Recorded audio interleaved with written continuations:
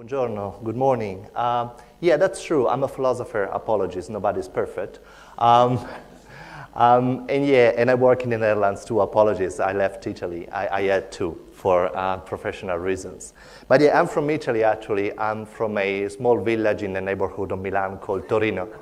I hope you've heard about it. It's a beautiful place. I suggest you pay a visit to the place. Nice food, nice wine. Nice landscape. You see the mountains, right? So I'm from Torino. I moved to the Netherlands 6 years ago to join this interesting enterprise of a philosophy department within a technical university, which sounded like a crazy thing to do to me too 6 years ago. So I was just a normal philosopher, never done any work on technology before moving to Delft. I had done some work on applied philosophy. So I have always thought that philosophy should talk to other disciplines, and I will say why in a minute. But then, yeah, since I moved there, I did realize how important it is for philosophers to talk to engineers and the other way around. So so first of all, today I'm going to introduce my perspective on what philosophy is and why philosophy should be important for engineering and the other way around. And in the second part, I will introduce one specific project we are running in Delft related, as Renato said, to autonomous driving and the ethical issues with it. Let me just see if I can. I see I hear a return of the microphone, but yeah, I guess there's nothing we can do here. Anyway, so first part, introduction to philosophy and technology. Second part, introduction to the specific methodology we use in Delft to address ethical issues in engineering called value-sensitive design. Third part, one specific issue we have dealt with a specific project, namely ethics of autonomous driving. So, as I said, this is a famous painting by Raffaello, the School of Athens, where all the most famous philosophers in ancient Greek are represented. And the reason why I'm showing you this is that, so there should be a laser pointer here. Yeah, is that, doesn't matter. I'll use the old style technology, the finger. So the reason why I'm showing this, I want to tell you about my favorite philosopher in ancient Greek. It's not one of the two stars here, Plato and Aristotle. It's not one who is in the forefront here. It's someone who is in the back. It's this guy here. And this guy is Socrates. And Raffaello has presented Socrates as someone, is the guy with the greenish gown, who didn't bring any books, and he's not lecturing to anyone, and is not at the center of the stage.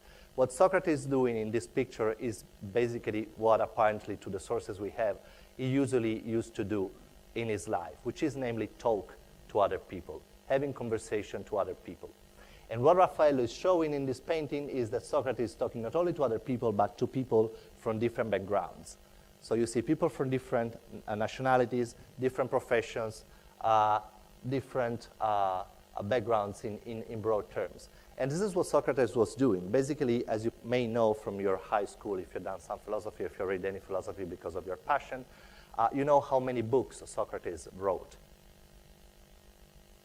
0, right? So he never wrote one line. So terrible H index, right? Never would have done a decent career in academia, but still is considered one of the most important philosophers in the Western tradition, at least.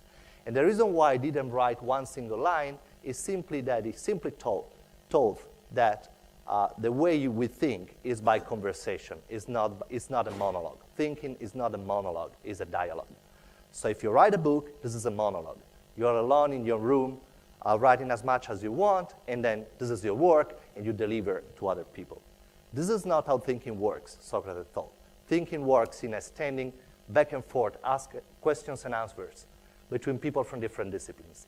And this is exactly, I think, the philosophy we need today. So I don't like, personally, my personal opinion, no offense, but I don't like philosophers who spend their time writing tons of books like that, and then nobody understands, except from the 3 philosophers who work with them, right? And all the students who just pretend to understand, even if it is not the case. And all the journalists and the people buying the book because it's fashionable, but they don't get a thing about what's in the book. I don't like that kind of philosophy, because to me, it's a betrayal of the original mission of philosophy, which is talking to society. And Socrates, in that sense, to me, is a sort of a hero of this idea that philosophy should be a standing dialogue with other people, with other disciplines, asking questions more than giving answers, and so on and so forth. So Socrates, to me, is the one interesting role model we may have nowadays for having philosophy matter in society and making a difference in society. Of course, this does not mean that philosophy does not need discipline too. Of course, you also need to study a lot, to write papers, so this is sort of a provocation. So philosophy is also scientific discipline with its own rigor, discipline, methods, literature. So don't think that you just can asking questions and you are a philosopher in the academic sense. You still need a specific formation, but you also need, as a philosopher, as a serious philosopher, in my opinion, to be open to this dialogue with other disciplines. So this is the only way in which philosophy can make a difference. And in fact, the other important thing, the way Socrates summarized this idea is this famous quote. You know how this quote came up. Basically, at some point, the gods, who are quite knowledgeable, via the oracle let the city know in Athens. So basically, people used to go to the oracle to ask important questions, to know what the gods were thinking about important issues. And so at some point, someone asked, hey, gods, who do you think is the wisest person in the city? And so, there were all the professors and the lawyers and the professionals, who I think it's clearly me, I'm a super smart, cool guy. And eventually the gods say, the wisest person in the city is Socrates. And people react like, who? It was like basically the Nobel Prize for Literature to Dario Fo or to Bob Dylan, and the Nobel Prize for Literature go to Dario Fo, who? Or to Bob Dylan, who? The singer? Right, it was the same here. The wisest person, who? Socrates, this guy who has never written anything, just spending his time partying and chatting to people. So people were upset, and they went to him and say, hey, Socrates, how come that the gods think that you are the wisest persons in the city? And what Socrates says, I don't know why this is the case, but I think one possible answer, sorry, I just want to see you in your face. Socrates say, one possible answer is the following, that in the city, there certainly are people who are more knowledgeable than I am in specific disciplines. So for sure, there are engineers who know everything in their specific field. And there are lawyers who know everything about the law. And there are craftsmen who know everything about their specific art or of craftsmanship. But their problem is that just because they know everything in one specific discipline, they think they know everything. And so they're ignorant, because they don't realize that no matter how much they know in one specific field, they're still very ignorant about anything else, which is much a broader field than the one they master. And Socrates said, to the contrary, I don't know a thing about any specific discipline, but I do know that I don't know. And this makes me much wiser than anyone else, possibly.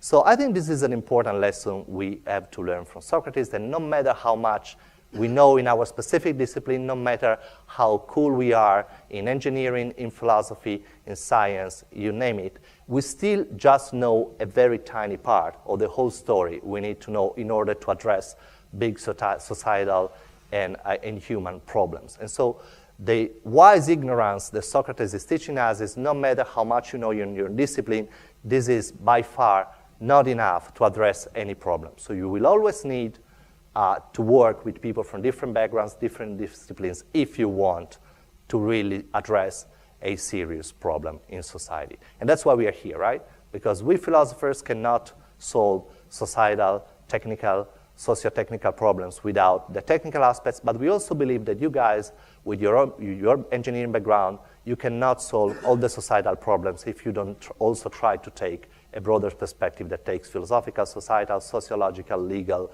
you name it, issues into account, right? So wise ignorance is my first message for today. Now, let's move to ethics on technology. Now, I'm not sure, and I didn't mention this with the technical guy, I'm not sure if we are online here and if I can show a video from YouTube. I will try, and let's see what happens. Yeah, I seem to be online, so let's see what happens if I click here. Check this video.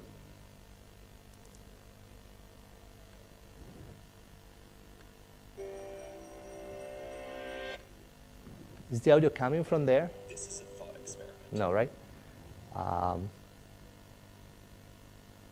Okay. So let's see.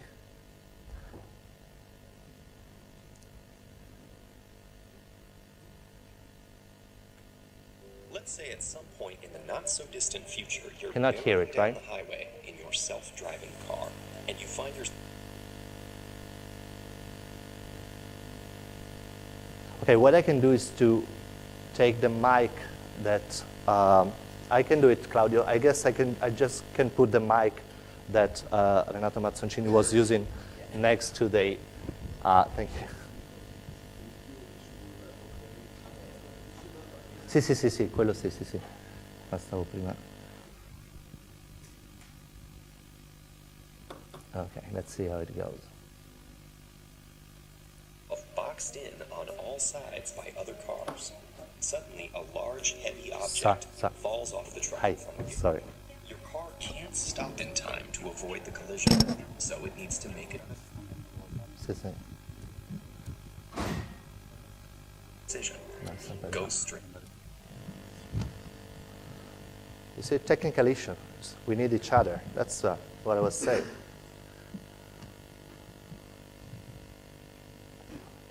So the reason why I'm showing this video is that, quite simply, if you Google ethics and technology, the kind of stuff you get nowadays And hit the object. is exactly this kind of video. So let's take a look at this video, and then we talk about it. And it's quite similar to what Renato Mazzoncini was saying 1 minute ago.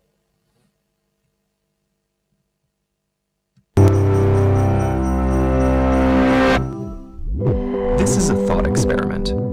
Let's say at some point in the not-so-distant future, you're barreling down the highway in your self-driving car, and you find yourself boxed in on all sides by other cars.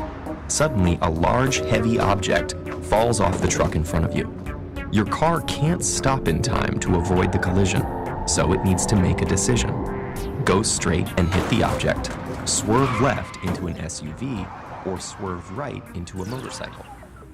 Should it prioritize your safety by hitting the motorcycle, minimize danger to others by not swerving, even if it means hitting the large object and sacrificing your life, or take the middle ground by hitting the SUV, which has a high passenger safety rating? So what should the self-driving car do?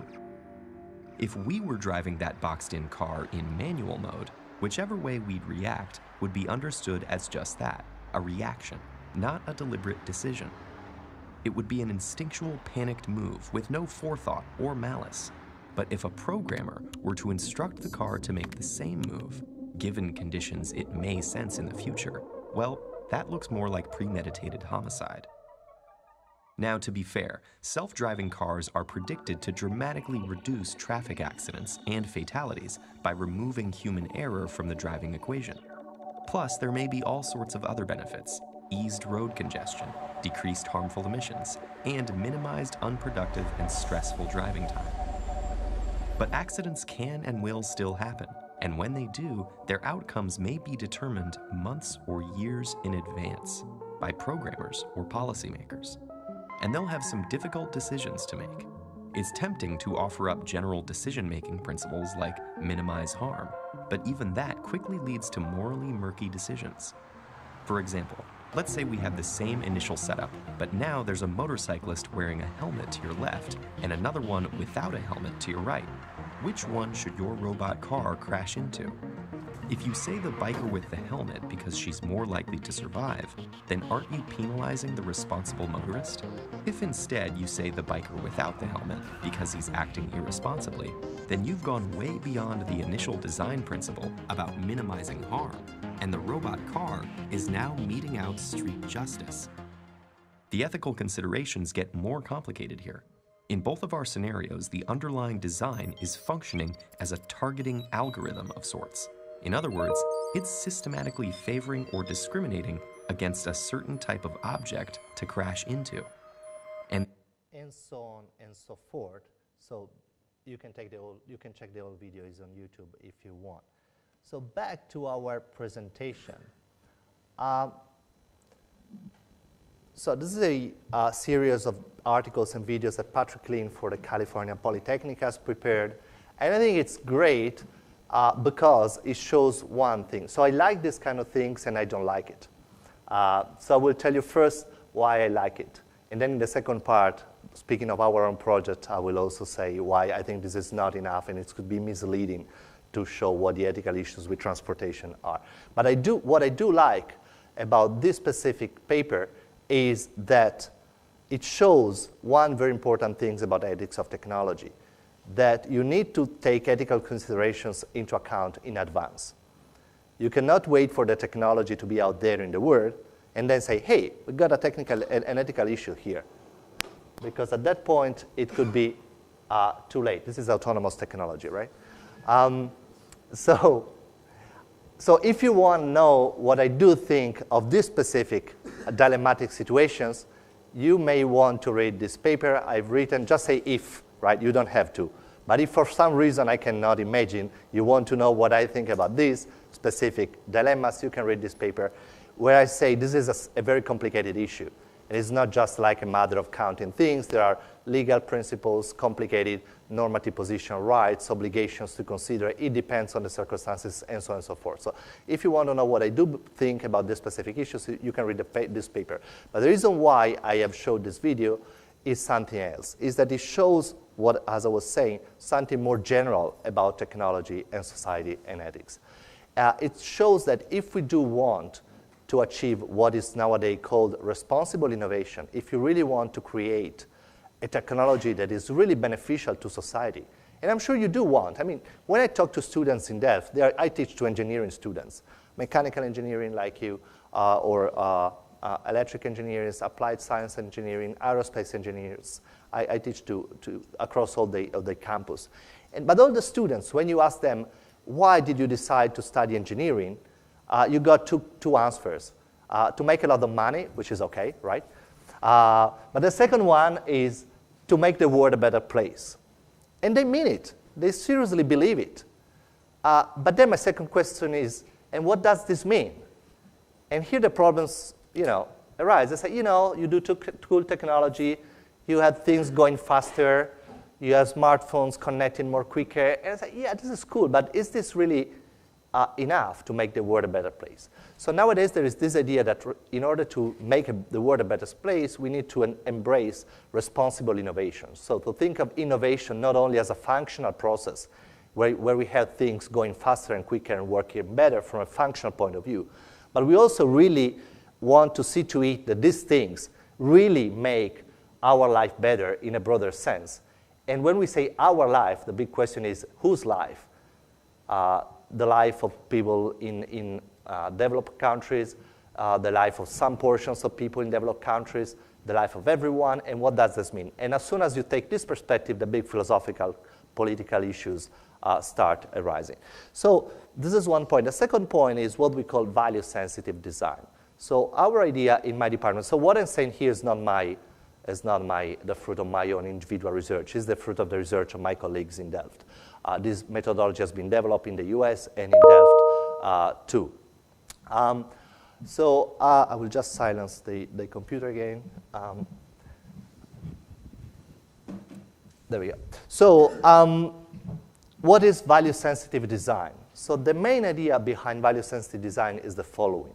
So if you ask engineers, so one idea is the following. If you ask engineers, they will tell you, but it's very difficult to anticipate what the impact of technology will be in society, which is true, because it's so complicated to imagine how technology will interact with politics, society, with the users once the technology is there. So it is certainly true that it is impossible to anticipate and predict what the technology will be like.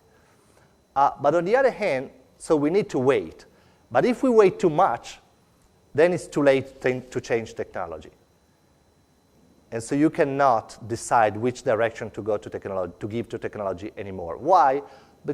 Precisely because technology interacts with society and politics is business. Once a certain product has been developed and it's put into society, if we don't like it, or if you don't like some aspect of it, it may be too late to change it. Why? Because there will be interests of the companies to push it. It will be difficult for regulators to change it. So at that point, the product will be out there and will be used.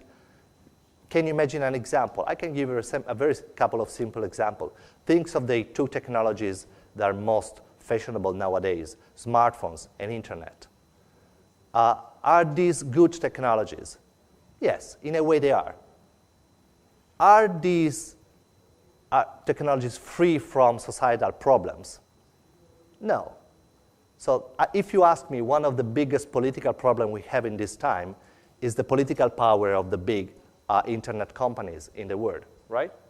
And the problem of data protection and the lack of control on the use of data by big companies and the political power that these big multinational companies have even over national governments, right? Does this mean that we should shut down internet? No, it doesn't.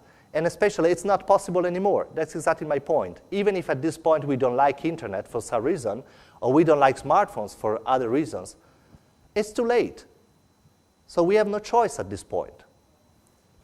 So if you don't like smartphone because it's a violation of your privacy or anything, a naive answer is stop using a smartphone. It's your choice. You're free. We are in a free world. No, we're not. Because if I stop using a smartphone or social networks, I will not get a job, for instance. I will not make my living. So I'm not free to stop using a smartphone. And I'm not free to stop using the internet, even if I think there are big societal ethical issues with the use of internet. So value-sensitive design is precisely the idea that even though it is very difficult to anticipate these issues, to rewind, go 30 years ago when we started with the internet and say we should have thought that we were putting a shitload of data out there and this data would be used by big companies. That was obvious if we think it now. It was not obvious 30 years ago. Or maybe it could have been if we had worked hard together, philosophers, engineers, computer scientists, and whatnot, political scientists, and whatnot. So the whole idea of value-sensitive design is that we should take a design perspective in ethics and philosophy and politics. We should stop complaining about technology when technology is out there in the world, because A, it's too late. No matter how much you complain, technology will go its own direction once it's out there in the world. Second, it is very difficult to change technology, also from a technical point of view, once it has been developed in a certain way, because there are some lock-ins in the design of technologies that is difficult to change. And there are big investments, economic business investments, and so on and so forth. So what this methodology suggests is that as a philosopher, as ethicists and political and social scholars, we should start thinking of the ethical implication of technology when the technology is in its early stages of development. And how do we do that? We need to work together. Again, because as a philosopher, I have no idea about the design of anything. I've studied humanities. I've read books. I have no idea of technically, how a smartphone works, how a traffic system works. But I do work in a university where there are people who are at the top level of these things and have no idea of philosophy. So the idea is we should team up and work together somehow if we really want to make a difference in the world. Interdisciplinarity is key here. Okay, once we have managed to get together, we are only at the beginning. Then what we do? Then we should start analyzing stakeholders and values. Who are stakeholders? Any idea? This is a key word. If you want to do any European project, you need to know what a stakeholder is, otherwise you don't get any money. So there's a very pragmatic reason for you to know what a stakeholder is. So a stakeholder is not a shareholder. A shareholder is someone who has put some money into a certain company, who has some shares, actions, obligations, you name it. And so is financially interested in some company. This is a shareholder. A stakeholder is someone who has not put any money into the technology, the company, anything, but has a strong interest in how the technology will be developed. Example, if you are someone into the car industry, you are a shareholder in the business of autonomous driving. If you are a pedestrian, you are a stakeholder You have no financial interest, but you are interested in how the business of transport will develop because this will affect your life. Maybe you will not be able to walk on the street. Maybe the air will be polluted. So you do have a strong interest in how the technology will work.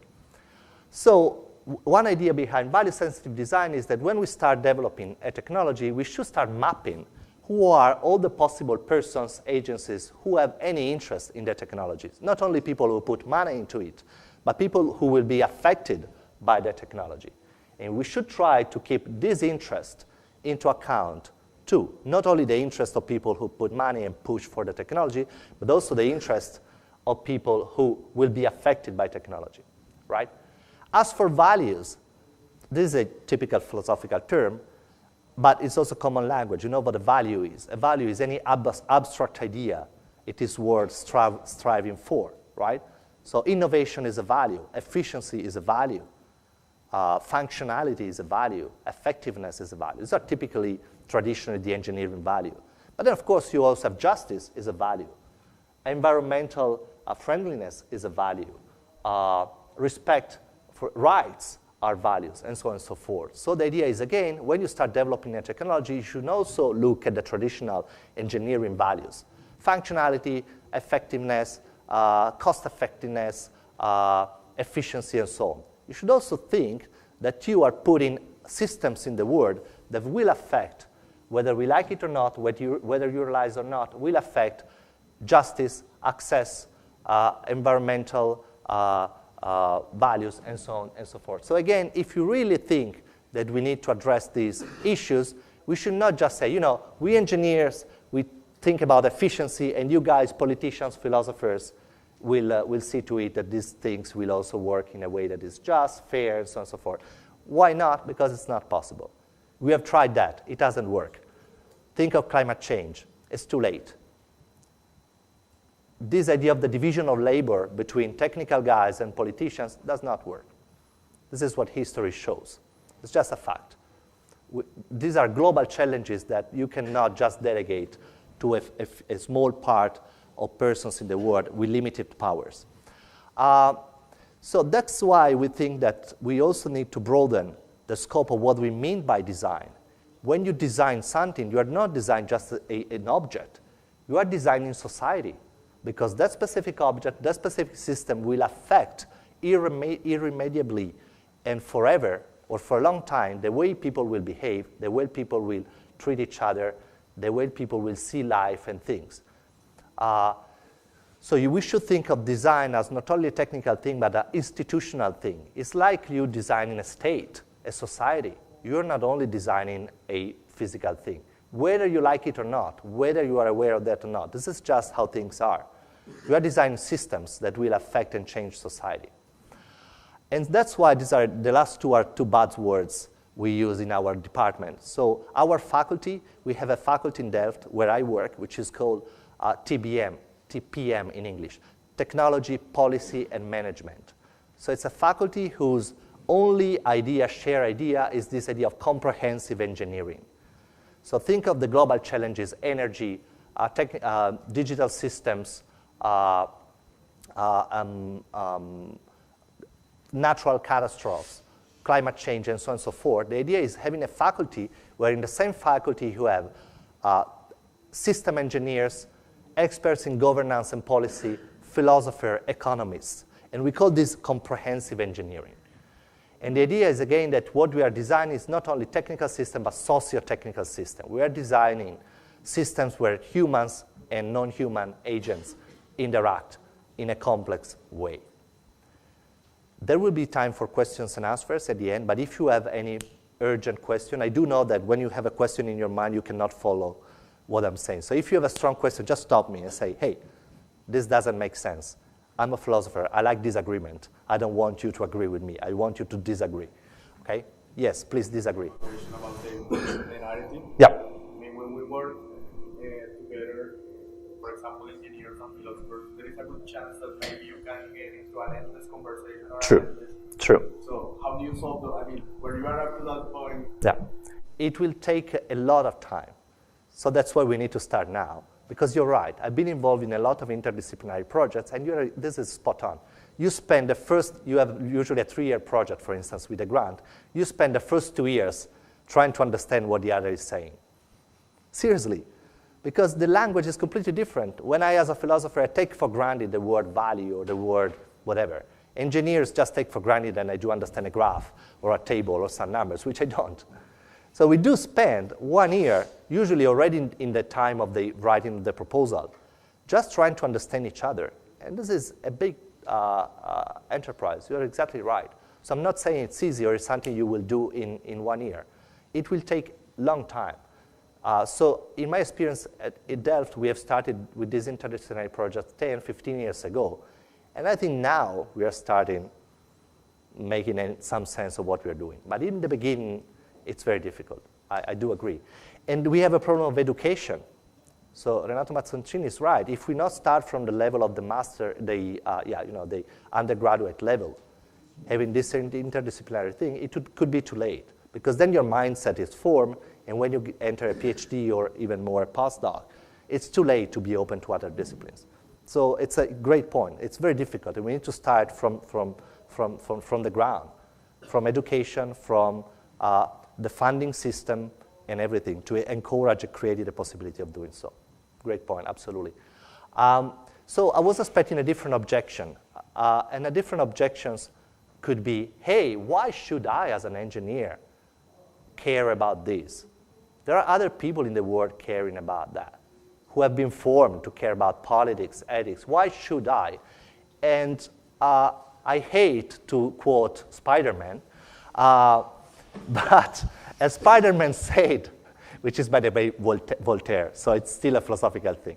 But Spider-Man is quoting Voltaire here, possibly without knowing, with great power comes great responsibility. So whether you like it or not, you have a great power as an engineer. You are changing the world. You are shaping the world. You are affecting the life of not only of other engineers, not only of the people who are giving you money for working. You are affecting everybody's life. So if you want this power, you also take the responsibility. This is quite a simple principle that comes from politics, right? Voltaire was thinking of politicians. So if you are politicians, you should care, because you have such a big power that you should also take all the responsibility. But nowadays, my impression is that engineers are at least, if not more, but at least as powerful as politicians. So you are in the same boat of politicians, whether you like it or not. You are shaping society. You also need to take the responsibility. And what is your responsibility is quite a difficult one. So once you start realizing there are different values at stake when you design technology, very quickly, you will also realize that some of these values may be in tension. So this is what economists, but also engineers, call trade-offs, right? Usually, given the state of art, there's no way to increase efficiency without giving up some privacy, for instance, if you think of the internet, right? Or the other way around. Okay, you want more privacy, that means you may not be able to use some services, because as the things are, some services work only with open data. So this is a typical example of a trade-off. Or you name it. Things of nuclear energy, you want more safety, you may have less available energy or more costs, because you will have to store the waste in a specific way that could be very costly or not affordable for certain governments. So there are trade-offs. So how do we solve these trade-offs? Well, if you ask us as philosophers, we have this idea that you guys, you are smart enough. If you're starting to advance, maybe you can find a way to design a 2.0 version of the same technology that achieves a good level of both values. So maybe it is a problem of the current design. So again, if we could redesign the internet nowadays it's too late, but if we could design internet again from scratch, maybe there was a way to have the same level of efficiency in the long run and more data protection. Nowadays it's not possible anymore, it's very difficult. So again, this is value-sensitive design. If we start from the early stages of technology, and if we are aware from the very beginning that there could be this value tension, maybe there could be a way to loosen this tension or even to solve this tension by design. Do you want a simple example? My favorite example is a transport example. So in the past, at some point, there was this idea that there was a trade-off between safety and speed, right? If you want to go fast, it will be less safe. right? Because in the event of a encounter with another vehicle, you will have less time to react, and there could be higher risks of accident. And if you want to be safer, then you have to go slow. So, but I want to go fast, and I want to be safe. So someone say, hey, why don't we just design the roads in such a way that there are no intersections anymore when we want to speed up? Highways. So highway is a very simple example of value-sensitive design. It seems that it is impossible to have speed and safety unless you redesign the system in such a way that you eliminate the source of the trade-off. What's the problem here? Intersections. Get rid of intersections if you want to speed up, and just come up with a merging system. Highways. We take it for obvious nowadays. Value-sensitive design. This is a very simple example. Nowadays, things are more complex. But here's the idea. You should not be stuck into the current technology. Say, given current technology, we have this trade-off. Yes, let's get rid of current technology. That's why you're here, to invent new technology that address these trade-offs. And this is one way of thinking of value-sensitive design. This is what innovation is about. That's why you're supposed to innovate, because you're not supposed to take for granted the current status of things, the current state of affair, right? Right, so, all right, so the idea is for you to have a break, to breathe. So I suggest I still say something about this white paper I've written for the Dutch ministry, which is strongly related to value-sensitive design. Then we take a break. Then I say something about this specific project we have on autonomous driving in Delft. How does this sound? Okay, good. All right, so 5 minutes. Resist 5 minutes, then break, coffee, and then second part. And then Q&A. I want to talk to you. I want to hear what you think. So, looks like we are going to have self-driving cars. Or are we? It's not obvious that we are going to do so. So if you listen to Google, so on the left of the screen you see a Google car. If you listen to Google, it's done, right? It's just a matter of tweaking a couple of details, and then we can just have self-driving cars on the road. Right, Google is a commercial actor, and of course they have all the interest in saying so. But if you listen to scientists, this is the last issue of Science, which is, quite a good journal, possibly the #1 journal in Science, together with Nature. And this is the very last issue of Science, past week. And the cover is about self-driving cars.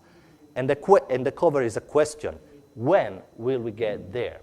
And if you read all the articles that are into this issue, they're like, yeah, we may get there at some point, but it's a damn difficult thing to do for many different reasons that have also to do with the organization of society, the interaction between this technology and old technology, societal issues, regulation issues, technical issue.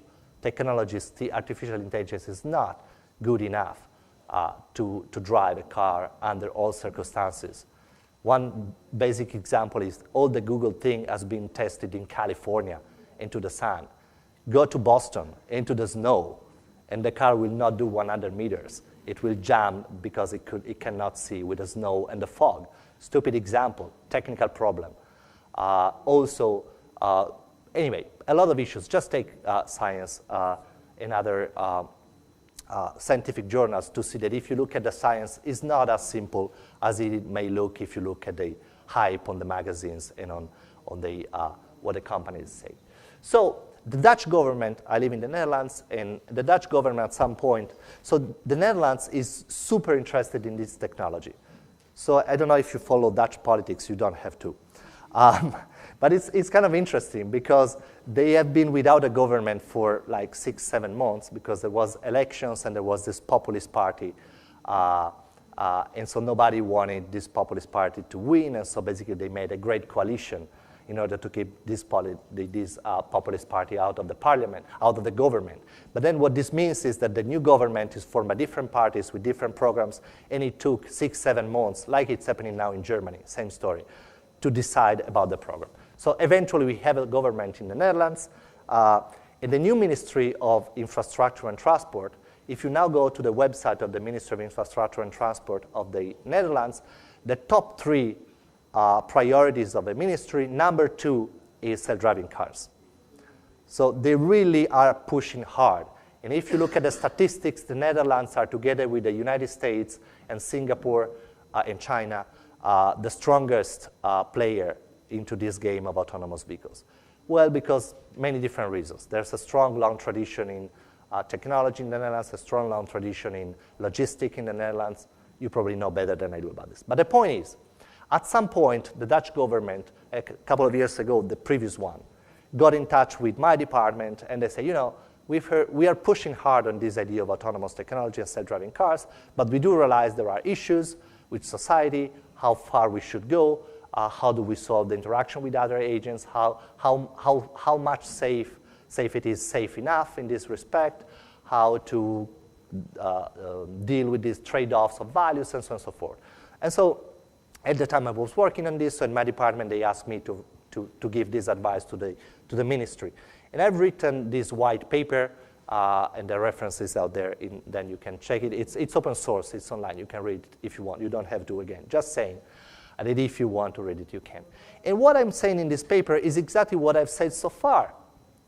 We should not choose. We should not get content with what we have. There's a trade-off. We should try to get over this trade-off. So what I do in this white paper is quite simply to map all the different values at stake. And there are more. The more I think about it, the more values I can come up with. But at the time, this was a non-exhaustive list of values we wanted to achieve with these new technologies. And of course, we do want to achieve safety. We want less accidents. We want to reduce the human error in driving, right? We do also want efficiency, sustainability, meaning we want less congestions. And some people say that self-driving cars may lead to less congestions. Other people say it could lead to more congestions because eventually more people will be able to use a car. So there could be more cars on the road after all, which is something to think about. Sustainability, again, some people say, no, this is a more sustainable system of traffic because, you know, the consumption of energy will be more regulated in a more systematic and scientific way. We tend to waste a lot of energy as human drivers. But again, if it turns out that there will be more cars, maybe there will also be more pollution. It depends how the system will actually work. And this is technical part, but then we have all the ethical, societal, legal part. We may have a problem with human accountability with autonomous systems. I will say a lot about it in the second part. So one problem with autonomous technology based on AI is that as soon as it works, it's all great. As soon as it jams, we have no idea what to do, which is a big deal. And AI is going that direction. I say more about that in the future. So even though you do the test, and now AI performs much better, and then from my old-style engineering point of view, say, so problem solved. Technology was better than the current technology, let's go for it.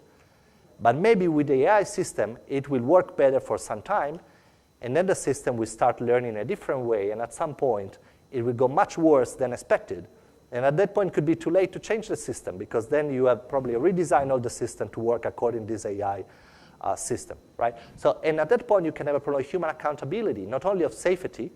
You may have less accidents than expected and than wanted, but you may also have a problem of accountability. At that point, who's responsible for that? Who can you blame? Who's going to pay? Who's going to compensate? Who will have the responsibility to re-put the system in order? You as an engineer, you may probably say, no, I'm only a technical guy.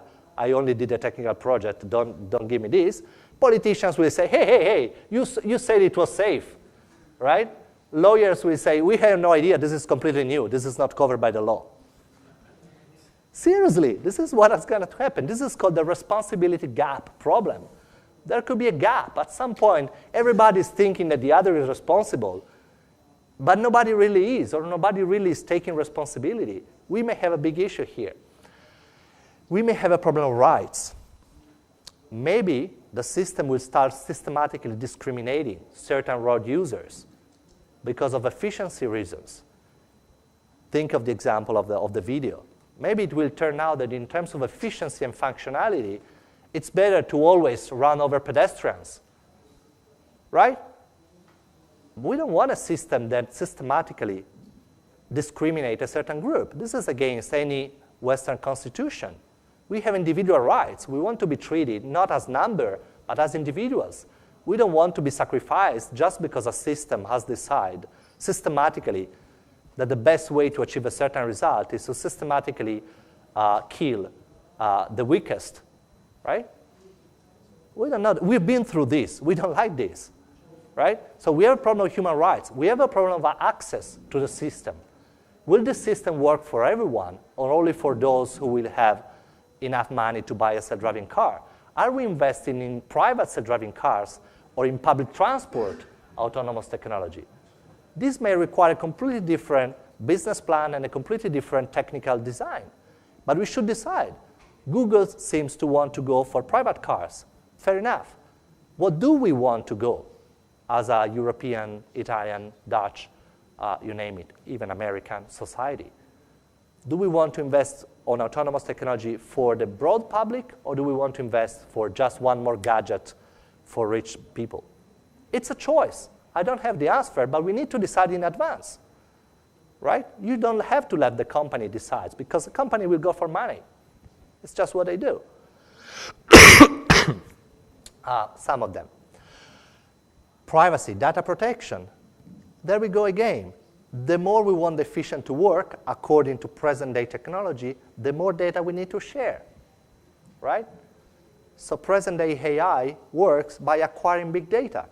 So if we apply this model, the current internet model, to mobility, what we have is basically you sharing all the time, your car sharing all the time, as much information as possible with the system, with other car and the system.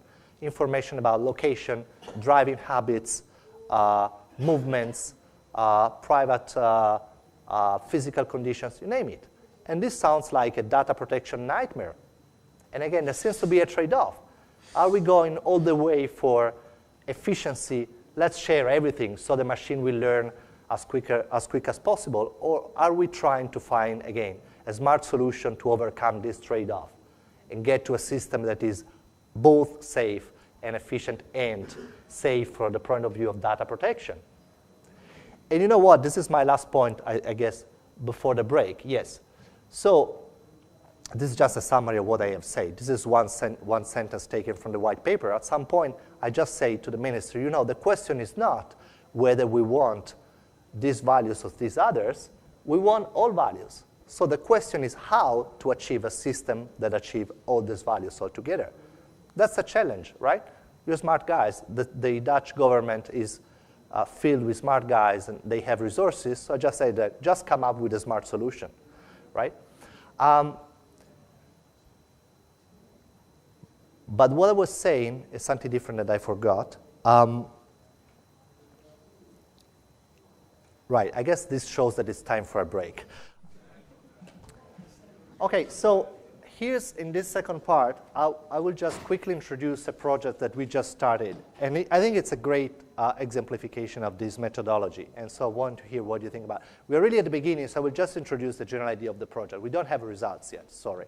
I will come in 1 year if you want to give you the first results. But for now, it's just a project.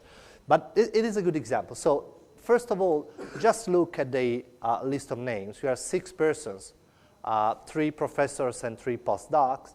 And the first 2 guys, Bart van Arem and Simeon Calvert, they are traffic engineers, right? So Bart van Arem is the director of the Department of Transport and Planning at TU Delft. So top-notch expert in traffic engineering. And Simeon Calvert is a postdoc working in him. Then, of course, the level is going down the more you go down in the list. The second one is me, and I'm a philosopher, as you know, and Giulio, this is an Italian gang, and Giulio Mecacci is a philosopher, too, who's working with me as a postdoc on this project. And then we have Maria Nachenziker, who is a psychologist, and she's an expert in the psychology of traffic safety. How can we achieve traffic safety, and how can we test when a certain traffic system is safe based on the way in which human mind works in relation to technology and to other people? So that's a very important dimension of the traffic system too, how the human interacts with new technology and in general with other road users. And there's a postdoc doing this more experimental, empirical work in psychology. But this is not, and this is the cool logo that we have created. Well, I don't know if it's cool, I quite like it. Now, an important thing is that we are not only university researchers, this is the consortium. So what we have on the consortium here are research institutions in road safety. This is the Ministry of Infrastructure, so policymakers, top-level policymaker. This is an agency of the ministry specialized in road maintenance. And then we have car manufacturers, Toyota. We have insurance companies. For obvious reasons, all the liability on the road will change with these systems. We have a lawyer. We have an engineering consultant company, Royal Asconic DAV. We have DAF, trucks, and so on and so forth. So as you can see, RDV, very important. This is the agency for the standardization of vehicles, the agency that decides which vehicles are allowed on the roads in the Netherlands and which not. CBR is the agency for the licensing. How should the driving license works?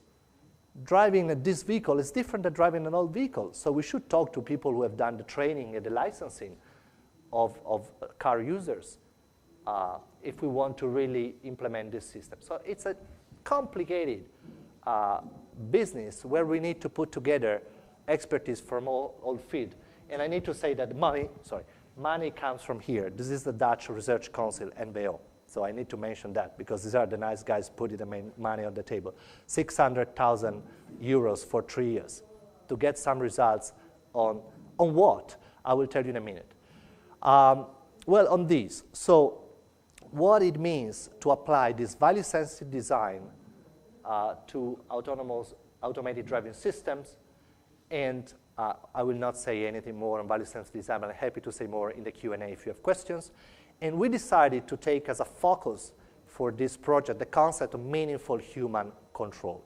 So in this second part of the lecture, I will just say something about what meaningful human control is and how we want to use this as a key driving concept to apply value-sensitive design to automated driving system. Okay, so the whole idea of meaningful human control comes from here, comes from the debate on military robots. So you may have heard from the news that there is this big issue that in the future we might have, from a technical point of view, the possibility of having fully autonomous weapon systems. So we already have drones, you know about that, but drones are still teleoperated. There is still a guy sitting somewhere, for instance, in the case of the US Army in Nevada, like a super massive PlayStation setting. Difference is that you are not gaming, you are controlling drones going, making strikes in Yemen, Pakistan, and whatnot. So this is what we have now. The next level is one when you take away the controller and you only have programmers that program these fully autonomous drones or land vehicles, you name it, with strong AI systems where you just say, go and find terrorists. And you give the parameters to decide who's a terrorist, when a terrorist should be attacked and eliminated, and whatnot. Now, this is quite a dangerous business, as you can imagine, for many different reasons, because the drone war is already probably illegal from the point of view of international law, and there are serious doubts that any fully autonomous weapon system warfare could be illegal, let alone ethically acceptable. So there has been a big movement of NGOs and politicians, and roboticists too, doing a campaign against so-called killer robots. This is just the name that is used in the campaign to show what we're talking about in a sort of a impressionistic way. But the technical name is fully autonomous weapon systems. And this campaign has been quite successful. They have arrived at the United Nations.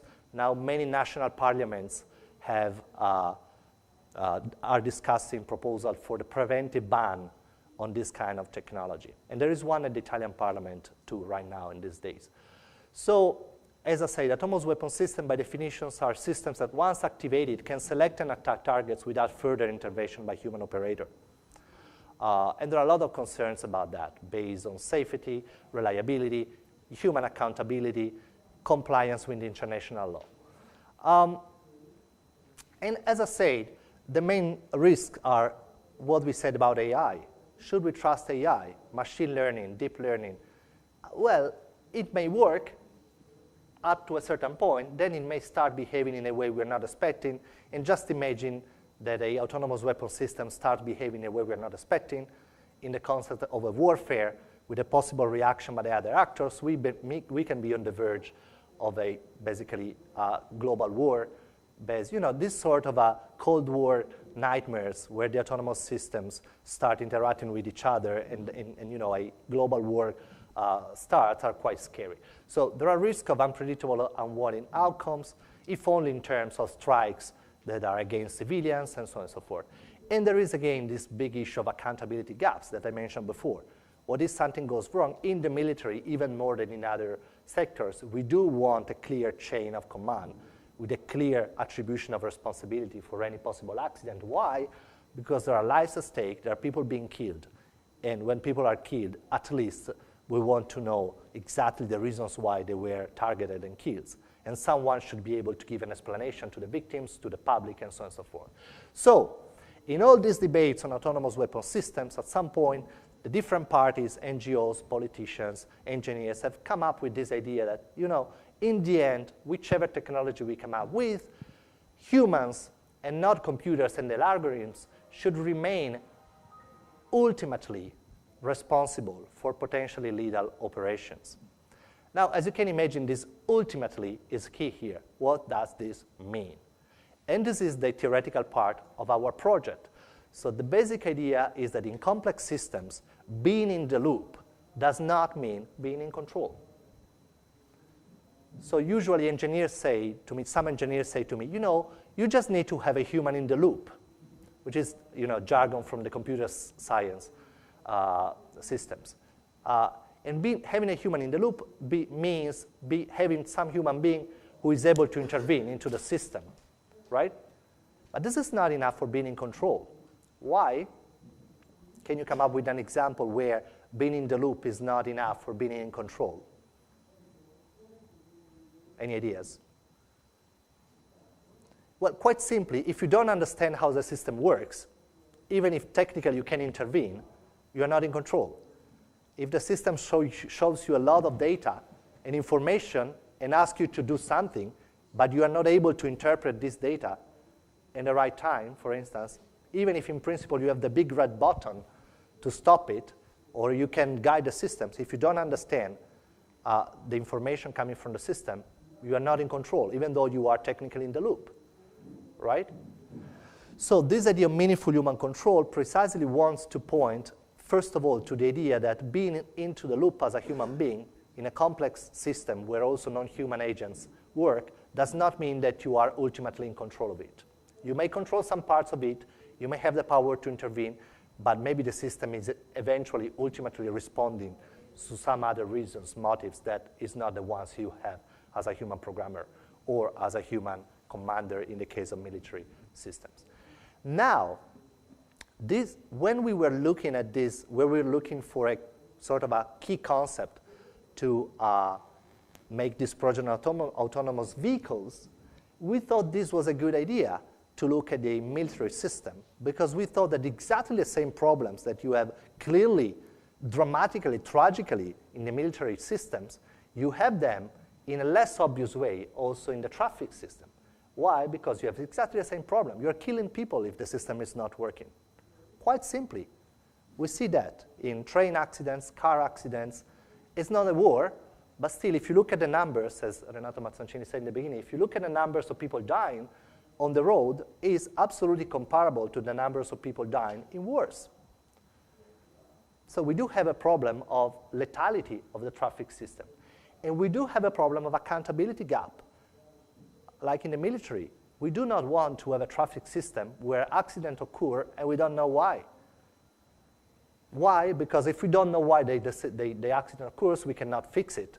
That's a basic practical reasons, but also from a moral legal point of view, we do want to be able to point the responsibility of individuals to get compensations, to blame people, and so on and so forth.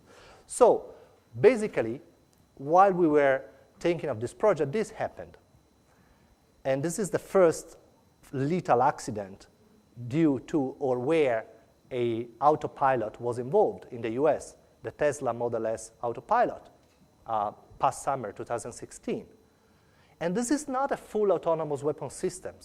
This is a very partial semi-autonomous weapon, driving system where the driver is supposed to always keep his hands on the wheel. And still what happens were, if you can read here, the autopilot sensors on the Model S fail to distinguish a white tractor trailer crossing the highway against a bright sky. So this is current day artificial intelligence. Sometimes not being able to distinguish a truck from the sky, which for humans is a pretty obvious thing to do, right? And then what Tesla said is, yeah, but the system was under control because the driver was supposed to keep his hands on the wheel. So it's his fault. We are very sorry that he has died, but his fault. He should have known better. Is this really the case? Interesting moral legal question. Can we just blame the driver for not keeping his hands on the wheel in a system where the system is called autopilot, which already is sort of a trick? Because if you call a system autopilot, you may be triggered, no matter how at the rational level they tell you that you're not supposed to leave the system alone, but I say, but you know, it's called autopilot. So you may be tricked into thinking that the system is smarter than it is. So we have a problem of overconfidence. Then we have a problem of training. So driving a system with these autonomous features is, from a psychological point of view, a different game than driving a usual car. And this is a point that, from a psychological point of view, is obvious, but from a technical or philosophical point of view, it's not obvious. We may think that it's easier to drive a system that does stuff, but it's not, because it requires you to interact with the technology where you have to be in and out, which as a driver, we have not been trained to. As a drivers, we have been trained to always be inattentive. Now you switch to a system where sometimes you can, pull out from the system, and then suddenly if something's occurring, you have to be in the game again. We have not been trained for that as drivers. So again, in a systems where the level of technology is not obvious to the users, there are no training systems, there is some sort of a unclear description of how the system works, I'm not sure that it's so easy to blame the individual driver, only him, when an accident like this occurs. And if you ask me, it's not even obvious that the system is under control, right? It's an open question whether the system is under control in these conditions. It may be in a future where the technology will be different, where the drivers will be trained, where there will be a completely different socio-technical embedding of this technology. But at this level, it's not clear to me that even a relatively simple form of automation, like a cruise control, a very advanced cruise control, even that's far from being fully autonomous, is under human control, according to my intuition. And this is basically what I have said. Don't ask me why, but the Belgian parliament has called me a couple of weeks ago to go there to give an opinion on this ban of fully autonomous weapon systems. And what I said is, I'm pretty in favor of this idea of banning fully autonomous weapon systems. But if you ask me, this is not solving the problem of ethics and AI. Because A, you are only targeting, this was supposed to be an iceberg, right? So we are addressing the tip of the iceberg, where we have military technology, fully autonomous military technology, and this is kind of urgent and scary, so fair enough. Let's go for a preventive ban. Okay, I don't object. But the question is, we're not addressing, let alone solving, the whole issues with non-military technologies, which we don't want to ban, right? We don't want to ban autonomous vehicles per se. They may be good, but we should design them in the right way. And we should not focus only on autonomous systems, because as the Tesla accident shows, even partial autonomy has its own complications in the interaction with the human beings.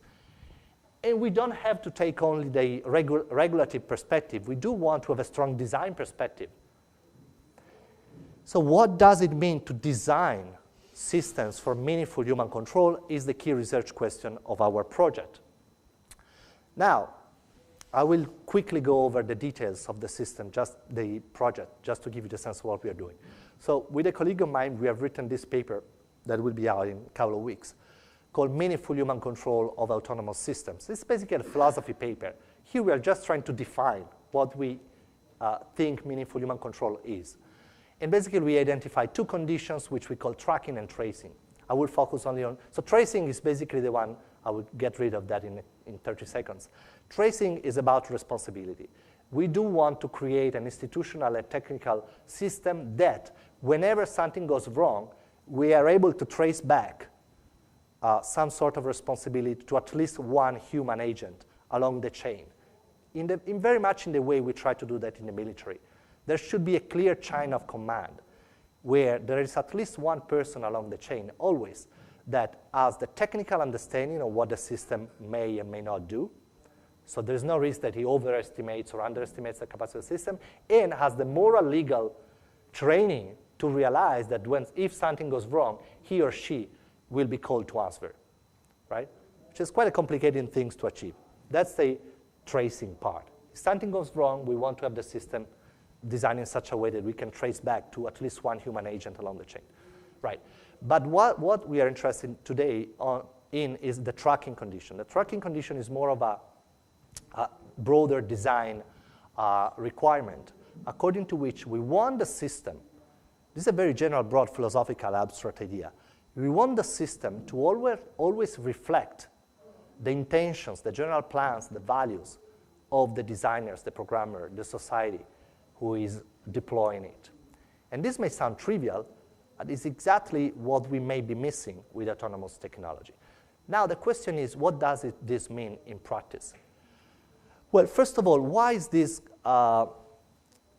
consistent with the value-sensitive design? Well, precisely because we think that meaningful human control is exactly this idea of, bringing the technology to a next level where we don't have to choose between safety and responsibility and efficiency and innovation, right? We don't want to be here, high levels of innovation and efficiency, but very low level of safety and human responsibility. And we don't want to be up there, high level of safety and human responsibility, but low levels of efficiency and innovation. We want to be here somehow. And we think that this idea of meaningful human control can lead us there by allowing us to give some control to the intelligent non-human systems, but that control should also be such that ultimately the system is reflecting and responding indirectly in a mediate way to the values, intentions, and plans of the human designers. This is a very basic core concept that we want to develop in this project. And in this project, so we have this idea of you start from a value, in this case, value-sensitive, meaningful human control. You translate this general value into general norms, and from there you go to the nitty-gritty design requirements that engineers should follow. And in particular, in this case, this means that we have meaningful human control as a general concept, which we have translated, sorry, there's some word missing, in the system should track, the system should trace, and then the big challenge is to translate these into specific guidelines to these specific partners we have. The technical system should be like X, Y, Z. The traffic system should be like X, Y, Z. The standardization process, the training procedures, the testing process should reflect these two general norms that depend from this general philosophical concept. This is what value-sensitive design is, translating a general concept into all the way to design requirements. How you do that? I already said that. We need all these partners together giving inputs and sit at the same table for 3 years and try to translate this idea into practice. In the project, we have 2 case studies. And here comes the reason why I don't like the thought experiment that you find on the internet with the fully autonomous vehicles making philosophical, ethical decisions. Because this assumes a lot of things, and we're not yet there. So the idea of this project, we should work on the transition. And before we get to fully autonomous weapon systems, we will get through Tesla-like autopilot, we will get through, this is a Dutch cool project called the WePod.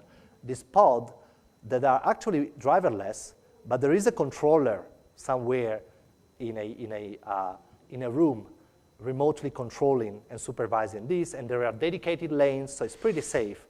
And the technical challenge is to make it work in a mixed traffic with intersections, and the philosophical challenge is something that we'll say in a second. So from the point of view of assistant driving, the challenge is exactly what we said before about the Tesla accident, how to see to it that the driver really merges into the technology and smoothly interact with the technology without overestimating the capacity of technology, without making mistakes in interaction with the technology, and so on and so forth. And the technology is designed in such a way to match the psychological capacities of the human beings, and the training system is such that we can create this merging of the driver and the system such that they interact smoothly without gaps in the behavior. And of course, this is the science part. There are experiments you can do from a psychological point of view, which is something that psychologists are doing in the experiments, but I will not say much about that, especially because I have no idea what they're doing. No, joking, I do have some general idea, but it's not my business to explain it to you. As for the supervised driving, here the challenge is interesting, right? Here you see what meaningful human control means, because you don't have anyone anymore being able to physically steer the car. But still, we do want the vehicle. You can think of a train. Shouldn't be a pod. Could be a train, could be a bus, could be a truck, could be anything. But we're moving from a level where control happens directly with someone having his hands on the wheel to a system where control happens via the design of a smart infrastructure where there could be someone sitting. It's more like a drone thing, sitting in a room and being able sometimes to interact, sometimes not to interact.